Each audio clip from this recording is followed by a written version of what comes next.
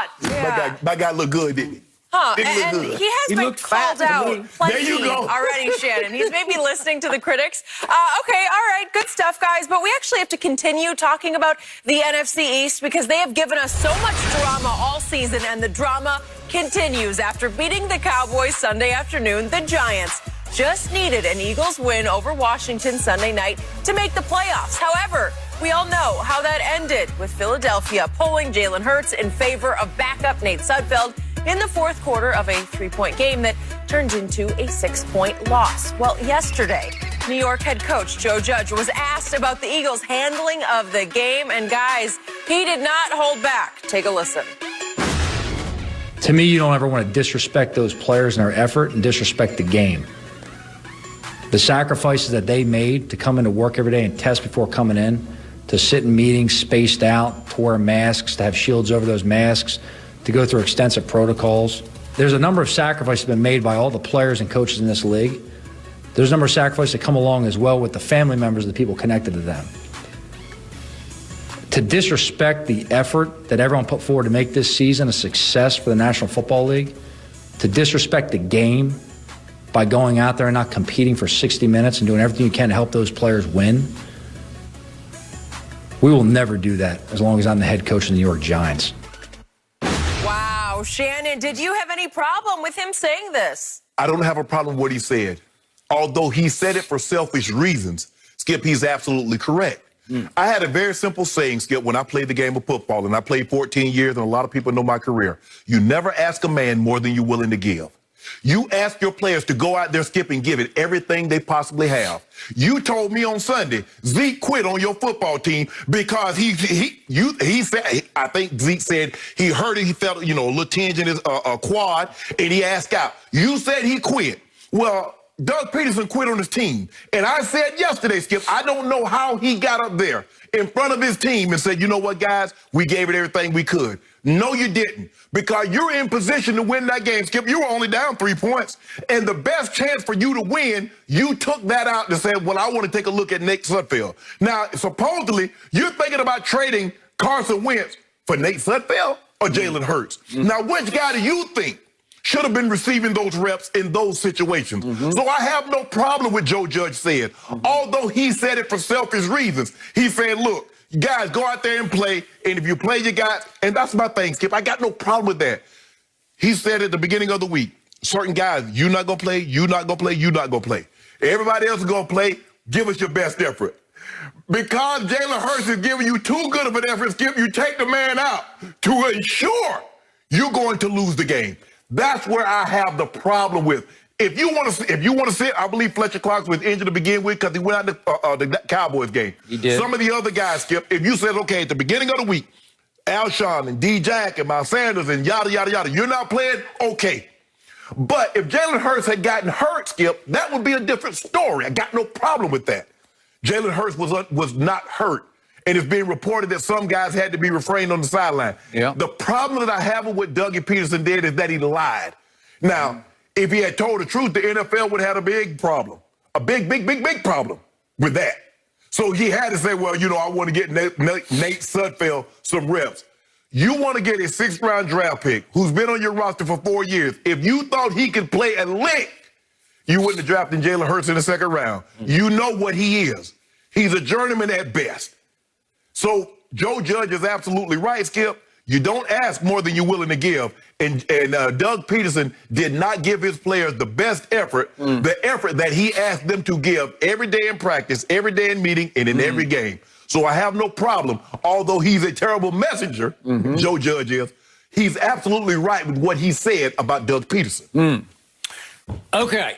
I have a whole lot to say about this, and my final takeaway is different than your conclusion. Okay. Obviously, Joe Judge said exactly what his players and his fans wanted him to say yesterday. The truth is, Joe Judge said exactly what I wanted him to say as a Cowboy fan. I think all the Dallas Cowboys and Cowboy Nation sat back and said, way to go, Joe Judge. Because everybody thought that the NFL was tainted Sunday night by the loss of credibility that was displayed by Doug Peterson in Philadelphia in a game that was teetering. It should have been 17-all going to the fourth quarter when he didn't even take a chip shot field goal on 4th and goal from the 4-yard line against what many people consider the best defensive front in football. You just take the 3 and it's 17-all going to the 4th, right? This is from Dougie P, who played for a tie. Okay. So now all of a sudden, you got chutzpah, you want to go for it. Okay, I got it. I also want to make one quick point about Joe Judge. There's a biblical passage, I think it's Matthew 7, if my memory serves, 7:1, about judge not lest you be judged. Right.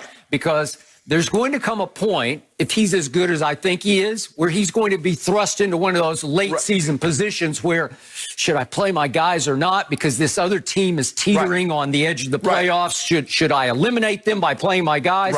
And obviously there comes a time when it's better for your football team not to play people. And it's better not to play to win and play as hard as you can in the final regular season game. You're right, but here's the thing. The problem, Skip, if you're going to do that, let's just say Pittsburgh says, okay, we're not playing Big Ben. Mason Rudolph, you're up. They get within a field goal and they bench Mason Rudolph. Yeah, I agree. That's the problem. Okay. Now, back to a guy that in the past you have occasionally liked. Yes. You've called him Dougie P. Yes. I want everybody to understand that Doug Peterson won the Super Bowl with his backup quarterback, Nick Foles, and proceeded to write a book whose title was Fearless. Fearless. You want to talk about audacity? You want to talk about you-know-whats? That's it right there in a nutshell, that one word of fearless. Yes. You come out of nowhere with your backup quarterback. You hang 41 on Bill Belichick's defense and outscore Tom Brady 41-33 in a Super Bowl game. You're suddenly a made man, and you say, I'm going to write a book whose title is I Am Fearless, and it's just going to say fearless, right? Right. Okay, so he prides himself on being the smartest guy in the room. He wants everybody to think that he sees things nobody else can see, that he's got genius about him. Right. And I can't criticize what he's done in Philly. He went 7-9 that first year when Dak and Zeke took over the division as rookies in 2016. Next year, 13-3 Super Bowl, right? Next year, even with Nick Foles coming back around again, they made a little playoff run. They won in Chicago, and they had New Orleans on the ropes until Alshon let a ball go right through his hands for an interception, right? And then, obviously, then 2018, they came alive late. They weren't a very good team, but Carson Wentz played, I thought, very well with some of his practice squad players, starting with Greg Ward Jr., and they did make the playoffs. Then, as you know, Carson Wentz got hurt like immediately and ended up throwing one pass, 1 out of 3 in a playoff game against Seattle, and they lost a home playoff game that nobody thought they were going to win in the first place. But he did make the playoffs 3 straight years, so I'm going to give him some credit there. Okay, here's my final takeaway after watching this unfold last night and sleeping on it. I believe that after I read this quote from Doug Peterson in his media session yesterday, I think he was playing to win because he reversed field yesterday and he contradicted what he said after the game, moments after the game. Was he lying then or was he lying now? I think he was telling the truth yesterday. He said, we were struggling just a little bit to move the ball. He thinks a whole lot. And defensively, they kept us, the Eagles kept us in the game with a couple of takeaways late, which they did. They almost had 3 takeaways late. And my plan was to get Nate in the game. So he's talking about how capable. He says, here's a guy who's very capable of running our system and executing. Okay, let's look at Nate Sudfeld, shall we? Let's please. Who is he? He's 6 feet 6 inches tall. Who does that remind you of? Nick Foles, who sort of came out of nowhere. Now, he's a higher pick. He was a second-round pick. Was he a 3rd round or a 2nd round? I think he's a 2nd. Okay. Nate Sudfeld was a 6th-round pick out of Indiana by way of Modesto, California. Hot high school recruit, very good high school player, because he's prototypical. He's 6 feet 6, 235 pounds, right? And he was recruited by UCLA in Arizona, went to Indiana. I don't know exactly why, but he had a pretty good run at Indiana, was 27 touchdowns and 7 interceptions his last year, got drafted in the 6th round, a la Tom Brady. He was the 187th overall pick. Brady, as he always says, is 199, right? Okay, so I believe that Dougie P, fearless, believes that Sudfeld is a player. Because what was Dougie P as a player? What was Doug Peterson as a player? He was the backup. He was undrafted out of Louisiana Monroe, out of the state of Washington originally. He started 17 NFL games, but it was the hard way because he bounced all around. Right. He must have been cut 8 or 9 different times by various